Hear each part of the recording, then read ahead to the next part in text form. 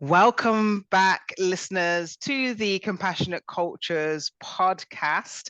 I'm Rebecca Hemmings, the CEO of Strawberry Words Training Consultancy. We specialize in talking about anti-racism and spreading compassion throughout various spaces, and particularly in the workplace. And so I'm really pleased today to be joined by Yvette Browne, who is a therapist, a counselor.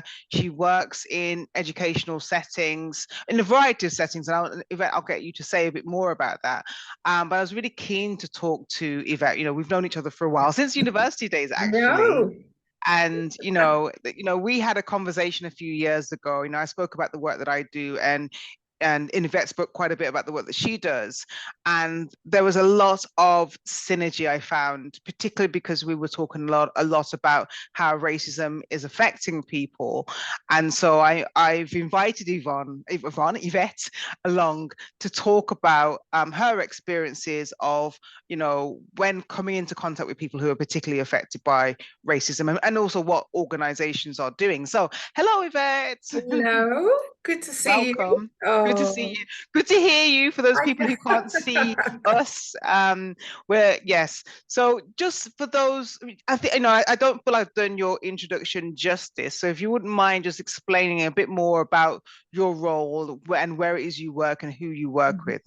Okay, right. So I've been a therapist now for 17 years. And I've worked in various organizations, really. So I've worked in secondary schools.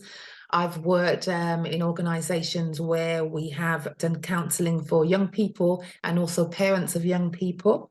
I've worked for the NHS, doing teaching course, stress management course for the NHS, but also counselling staff of the NHS and the council. And I've also done private practice as well. So a real mixture of different things, really. Okay. And so can you share a little bit more about your personal journey and your experience as a Black therapist? So for those who are listening, Yvette is Black, and how this has influenced your work in promoting compassion within organizations. Right. So when I first started studying to be a counsellor 17 years ago, I'll be honest, there wasn't a lot of Black people on the course. Me and I think another woman, and I think there was an Asian woman that was on the course as well. And we actually did half a day of equality, a session on equality. And it wasn't done very well, to be honest. Yeah. And even when we did it, people were moaning and saying, oh, I don't really understand why we need this, it's to do with counselling, and, why do we have to be bringing all these stuff up? I'm smiling just because that still happens in many sectors. Yeah. Yeah, they just don't get it. And the people that are saying it wouldn't get it because they're not Black. So, and then the people that was running it were actually white. So it was very difficult because they were either using us as examples. Yeah, and then we would have discussions on it, and it was just awkward. By the end of the session, we didn't feel empowered or anything. We just felt awkward and embarrassing and whatever. And we didn't. There wasn't a lot you got from it because basically it wasn't put together properly. It was almost like a tick box in some way, really. So I found that annoying. And also sometimes when I went to conferences back in the day, it's very different now, by the way. Though, back in the when I went to conferences, there weren't that many Black therapists around, and that was hard, and therefore some of the training that when I went, it was very much geared. It was almost like gears, like we're all in this together. It's like, the struggles are just the same. It doesn't matter what color you are, but actually it did matter. But it was very and does hard, matter. yeah, and it was very hard to explain that to people who are not of color.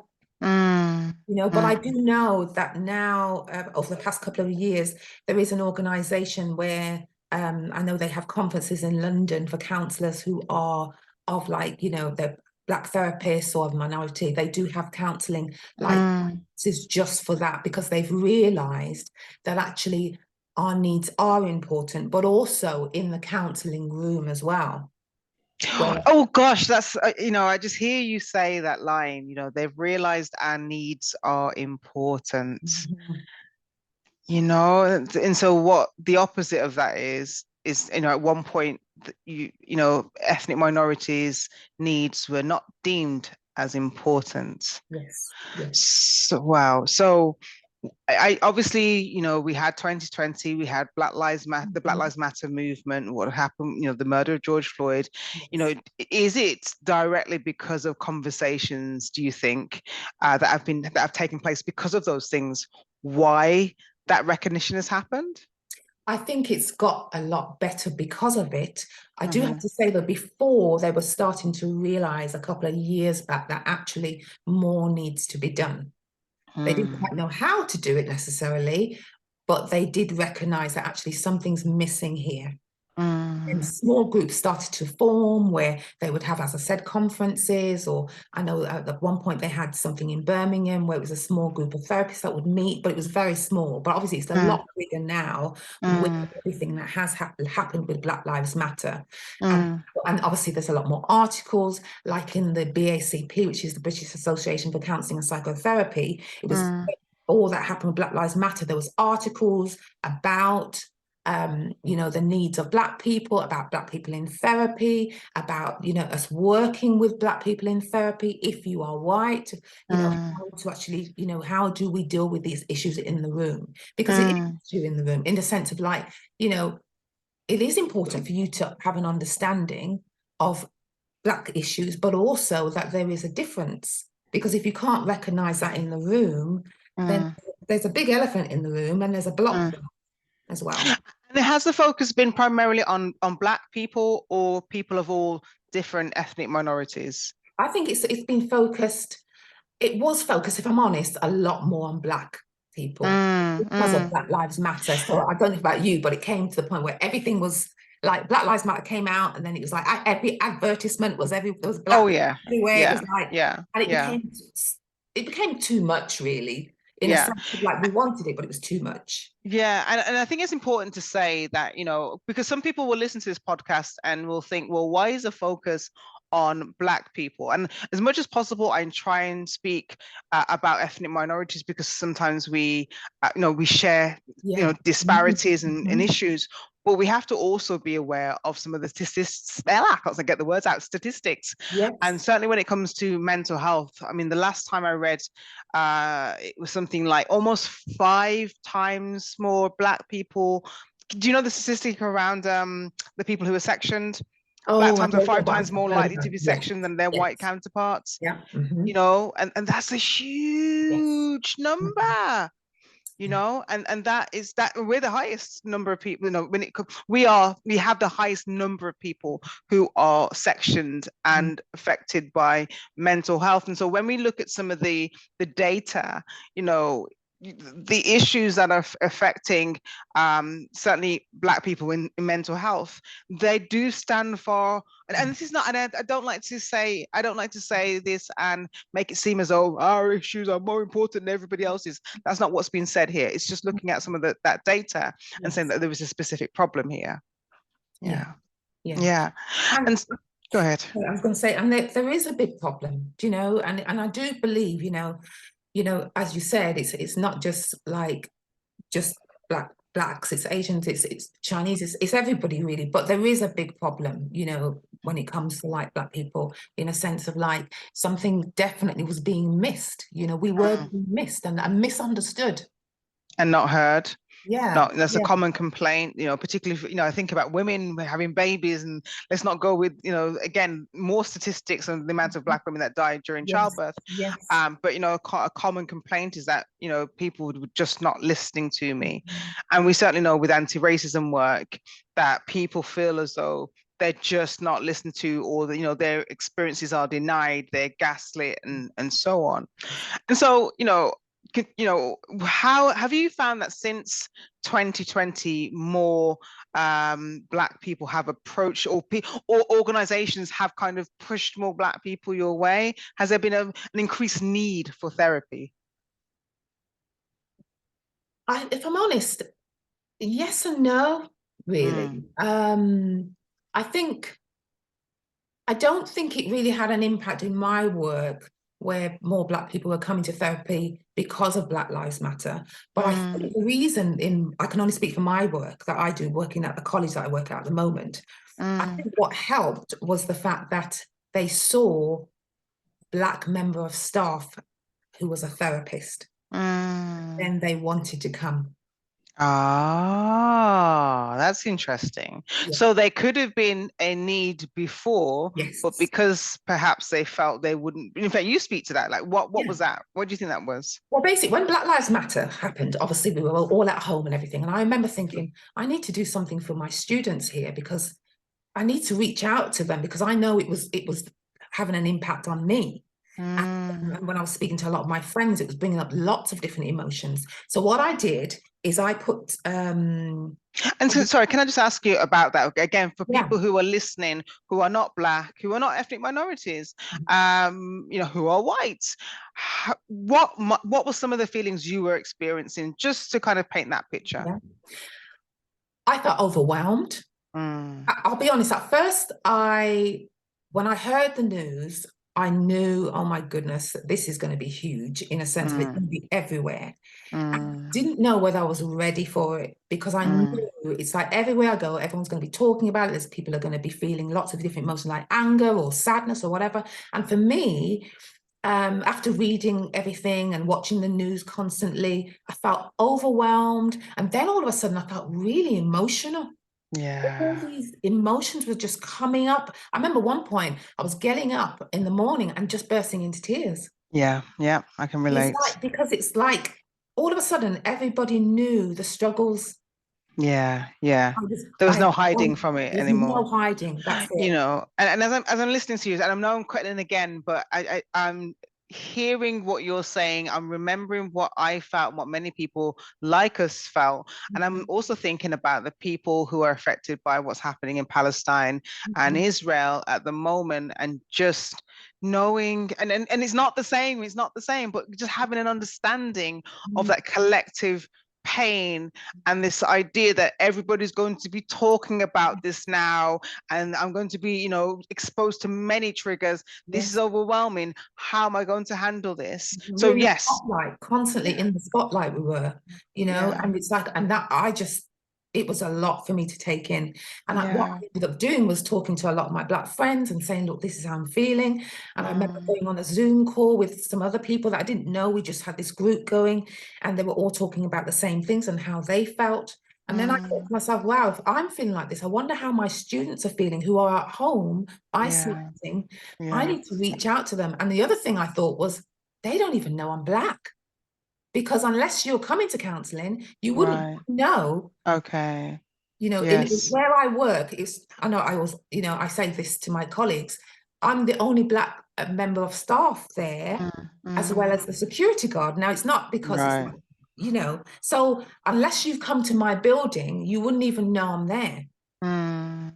So what I did is I put a letter together and I said, about Black Lives Matter and about, I'm a Black therapist. If you would like some support, please come and see me. You can contact me through email, or maybe we could have a conversation on Zoom or something like that. Because I wanted them to know I understand. And I made sure I had a picture of me and everything, because it didn't just be an email that could have been anybody. I want them to know this is a Black woman that knows. Yes. And people did start to contact me. Yeah. And there will be people out there who will be saying, well, what difference does it make? As long as you're empathetic, as long as you're compassionate, it shouldn't matter what difference your ethnicity is.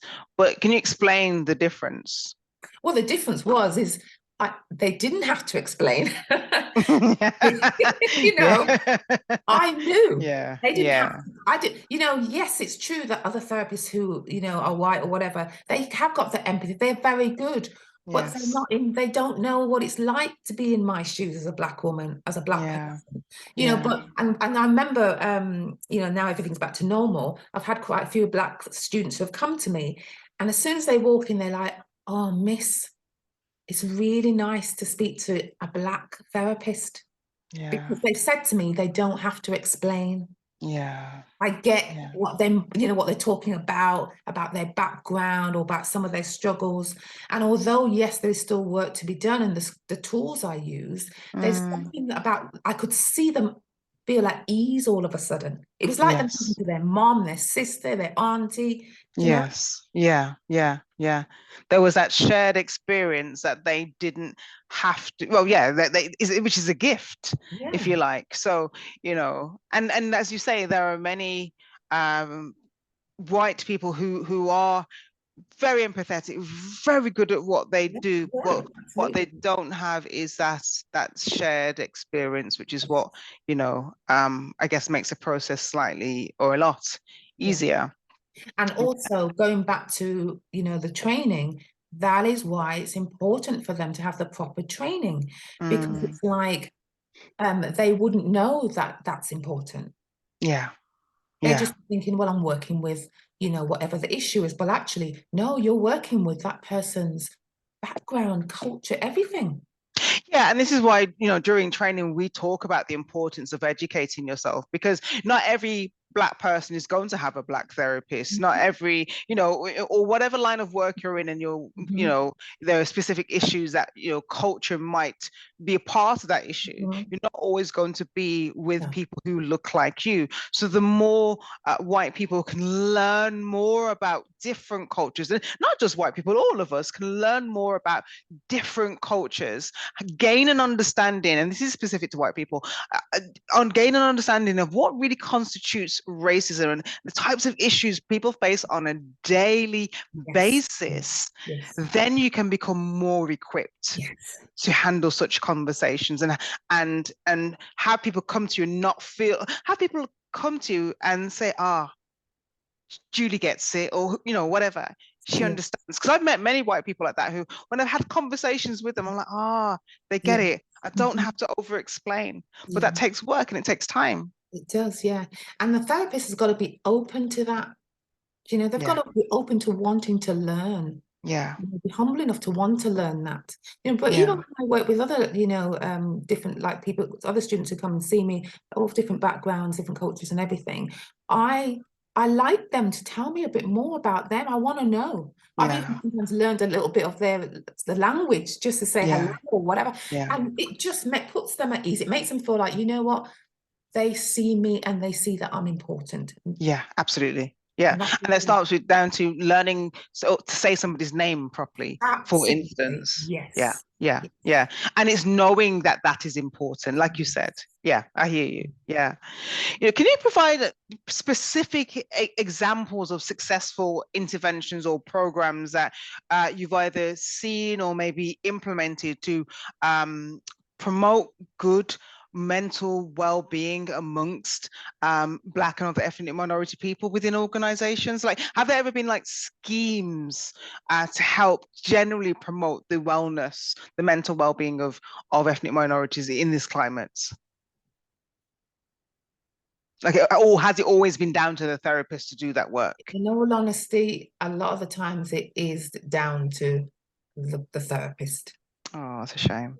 I mean, I'm not saying there's not things out there. Like, for instance, I know for instance, the BACP, as I've said, they have started to do a lot more articles around issues to do with, therapy, Black people in therapy and all sorts. So they are doing things, but there's Mm. still a lot more that needs to be done. And I've seen people start things and then not finish them. It was a good idea, but then it just never, it sort of fizzled out. And that's a problem, isn't it? Because, one of the things you want to do when trying to build relationships, because Mhm. essentially that's what this work, is anti-racism work, Yeah, is about building relationships with a community that historically hasn't trusted the powers that be, yes, because they've been recipients, or been on the receiving end of racism, because they've been on the receiving end of a tick box exercise, or because they've been denied their yeah, experiences. yeah. Many Black and other ethnic minority people do not trust the white majority, unfortunately. It's not something that makes me happy to say, but it is true.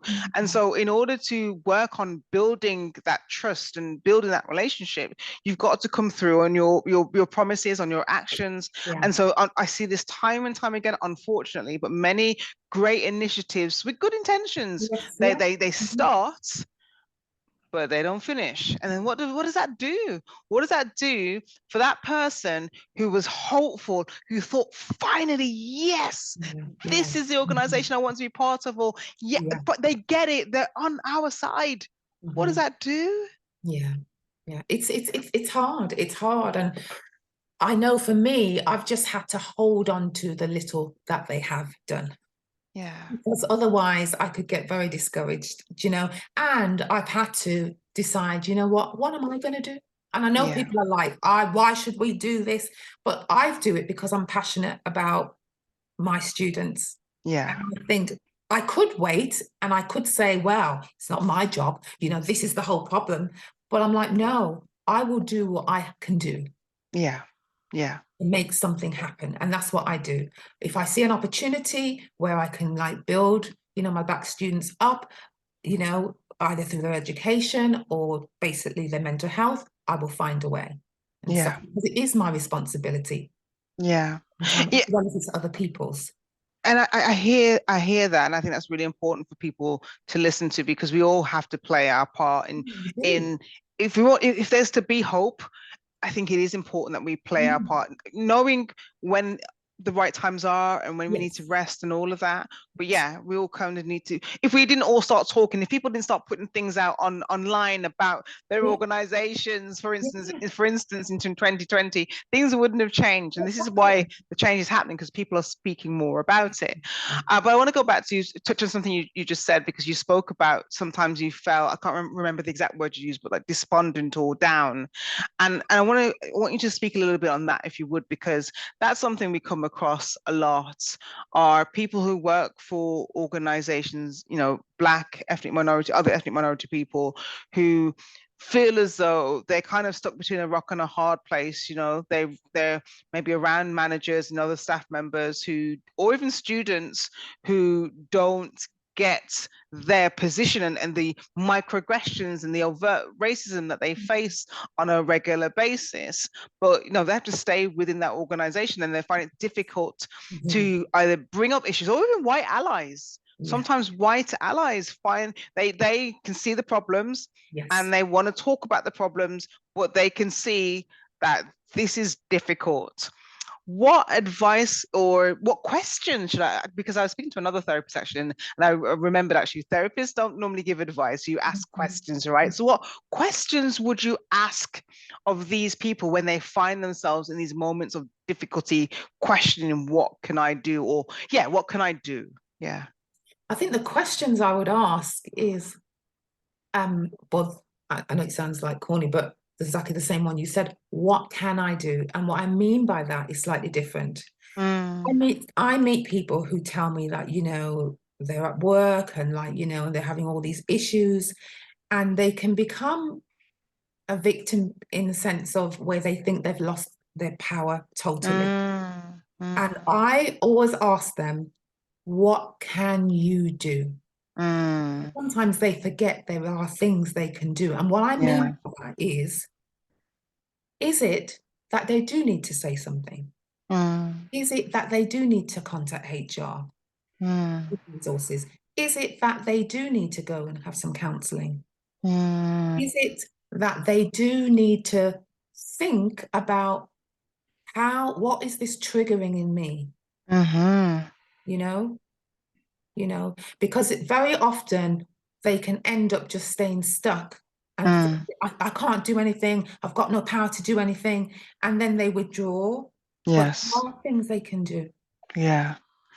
So it's about exploring your options, recognizing that whilst the choices may not be easy, there are choices. There are choices. Because if you believe there's no choices, you're gonna feel stuck, you're gonna get depressed, you're gonna get frustrated. But there are choices, even if it's just, is it that I need to change my mindset? In how I'm going to, when I go to work, how I'm going to think when I'm at work.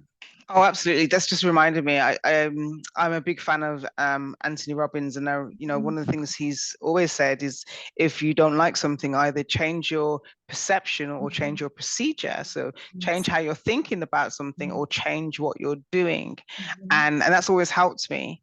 Mhm. And sometimes, and within that, it comes back to the whole thing about you always have a choice in some way. Generally, as long as you're of a healthy mind, you generally always have Yeah. a choice, and sometimes those choices may be difficult choices. Yes. And Yes. it's recognizing that. No Mhm. one's saying this stuff is going to be easy, but there are options. Yeah. Yeah. Because as I was thinking about us talking today, I actually started to think about, my mom and dad and when they came to England and the struggles. I don't know if you've been watching Three Little Birds. I haven't yet. Oh, Yeah. it's very good. It's very good. Yeah. Well, it's obviously, there's lots of issues that they face and everything to do Yeah. with racism and everything. Mhm. But I was thinking, goodness, my parents, they had their struggles when they came Yeah. to England, the racism, they came with all these dreams, and obviously, they get to England to find out that actually they're not welcome. But how did Yeah. they survive? If they Yeah. had the mindset of like, well, that's it then, forget it, I'm not doing it, I'm stuck, they wouldn't have what they had. Yeah. To find a way Yes. to cope Yes. mentally. And they Yes. either went to church, they spoke with their friends, they prayed, they did whatever Yeah. they do. But I think that bit that you bring up is quite important, this idea of community. And Mhm. again, that's something we speak about, building relationships with people who Mhm. understand, Yes, and I think sometimes people are isolated or yes. feel isolated, and there is power in community. There definitely is. And it's important, I know when I was like, when I was isolating, when all the Black Lives Matter came out, and as I said, all these emotions were coming up, the first thing I thought was like, I need to call my mate. I need to call my Mm, friends and find yeah. out how they're doing. And when I spoke to them and they shared and I could share, it just felt really nice to know that I wasn't alone. Yes, because that's what I was going to ask you is, what is it about talking with others that is so therapeutic? And that's part of it, right? Not feeling alone. What Mm. else? I think sometimes finding clarity, Mm, because sometimes, we question, is it me? mm. You know, or- That validation, yeah, yeah, yeah, yeah. And yeah, then it's just nice to be able to discuss, well, this is what happened, and then have someone else that, explain it or, repeat back to you what you've just said so you can think, yeah, oh, yeah, actually, that makes sense, or yeah. even give you advice. Now, I do think, though, it's important to find the right people Yes, yeah. I'm because so glad you said that. yeah. Yeah. Because you may talk to somebody who's already got an attitude, they're vexed anyway, and they might Mm, say, you go in there to that workplace and you just tell your manager this. But actually, that mm, may not be the greatest advice. You might yeah, need that job, yeah, yeah. and also you could be going in there with their anger, not yours. Yes, you know so yeah, so when I was like finding people to talk to, I chose the people I wanted to speak to, who I knew I would get good advice, they could listen to me, but they were wise. yeah, yeah, That's very important. yeah, you know yeah. Same with finding Absolutely. a therapist, it's finding the right therapist. The same with sometimes with these issues, it's finding the right friend. And yeah, again, another key point, because something I've learned quite late in life, is the importance of being around emotionally healthy people Yes, and yes, recognizing that. And I think not everybody, has grown up in a community where they have been around emotionally healthy people, where people mean well, yes. and want the best for you, and that's for a variety of reasons. But just it's this idea of feeling safe emotionally in somebody's presence. Yeah. Absolutely, that's really, really important. Mm, mm. Well, thank you so much. I mean, I could talk to you about this Oh. forever, but I know that what you shared today on this podcast is going to help so many people, because, as I said, it's commonly we're asked about, what can I do? And, I see a therapist. I speak about that all Mhm. the time. And I think it's so important to, even if you can't afford to see a therapist, to have either that community, that friend, um, diary, but some way of letting out that frustration and angst. Yeah. Can I just right? say one more thing that I think might be Yeah. very useful if you can't Yes. afford therapy? Mm, And this is cognitive therapy, really. So basically, some questions you could ask yourself just to make sure that what it's bringing up in you is to do with that situation. So, mm, so it's called a thought diary. So what you would ask yourself is, what is the situation? So you write down what the situation is. Well, my manager's mm, like this or whatever. mm. Write that down. Doesn't have to be long. And then you write down, and how do I feel? So you write down your feelings, Okay. and then you write down, and what do I think? Okay. What's the Wow. thoughts that are coming up? Yeah. Oh, they hate me. They don't like me. I know this, whatever it is. And Mm, what do I either want to do, or how am I behaving? okay. Well, I've withdrawn, or I want to walk out, or whatever. Now, once you've done that, you Mm-hmm. look at it, and what it might help you to see is, okay, and especially look at your thoughts, because it is your thoughts that are causing the feelings and the behavior. Mm, Whatever you think will bring up how you bring up a feeling, and that mm, feeling will make you want to do something. mm, Now, I have found when clients come to me, and I'll give you an example before I go into it. I mm, had some students that I bumped into, and they were like, I was like, oh, how's it going? And they were like, oh, miss, man, I ain't doing well at college. The college is racist, man. It's this, it's that. And I was like, okay, okay. So did you revise though for your exam? And they were like, well, actually, miss, well, not quite. mm, And what came up was they were blaming the college, labeling them as something, but actually they weren't doing their part. In mm, their mind, it was like, but this is what I think. But when they mm, examined it all, there was a lot more going on underneath. And what I mean mm, by that is sometimes, yes, we can be in a place that is triggering us. And it could be that that person does need challenging, or, mm. do need to get support. But sometimes what it's triggering can be other beliefs that you have. Right. Okay. I'm not good enough. Nobody Yeah. likes me. Mm, Nobody sees me. I'm mm, not heard. But it is still under the label of, you know, racism or anything like that. But the thing mm. is, it's triggering a belief, because Yes. nobody can make you feel anything unless Mm-hmm. it's already in you or you believe it. That's right. you know That's right. so Yeah. doing this will just help you to understand yourself more. And the last question you could ask yourself: does this remind me of anyone or anything? Ooh, that's a good one. Mhm. And Okay. you might find it reminds you of a friend, or I don't know, a relative or a teacher that never believed in you. Because that trigger is coming from somewhere. Oh, so I wrote these down. So the questions you have to ask yourself are, what is the situation? Mhm. How do I feel? What do I think? What do I want to do? How am I behaving? How am I behaving? And does this remind me of anyone or anything?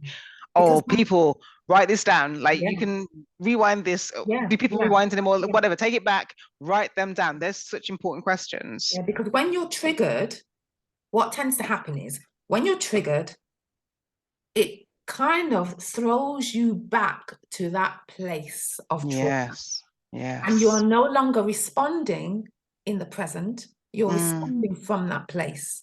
Oh, that's good. So if you were 7 or 15 or Yes. 9, you will be responding from that place, and you may even do what you couldn't do back then once you Mm, get it back into the here and now.